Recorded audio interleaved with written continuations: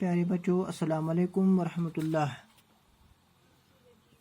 چونکہ ہم نے معنوں کے لحاظ سے اسم کی قسمیں پڑھی، دو قسمیں ہیں معنوں کے لحاظ سے، ایک ہے اسم معرفہ یا ہم اس کو اسم خاص بھی کہتے ہیں، اور اسم معرفہ وہ ہم نے پڑھا اس اسم کو کہتے ہیں جو کسی خاص شخص یا خاص جگہ یا خاص چیز کا نام ہو، یہ ہم نے کل پڑھا۔ آج ہمیں پڑھنا ہے اسم نکرہ۔ اسم نکرہ کو اسم عام بھی کہتے ہیں، اسم نکرہ کو اسم عام بھی کہتے ہیں۔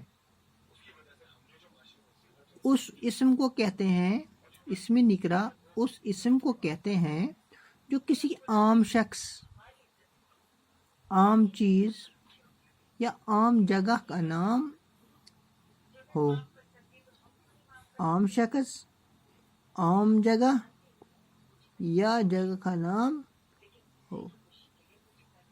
اور اسم نکرہ اس اسم کو کہتے ہیں جو کسی عام شخص یا عام جگہ یا عام چیز کا نام ہو، مثلا لڑکا، لڑکی، استاد،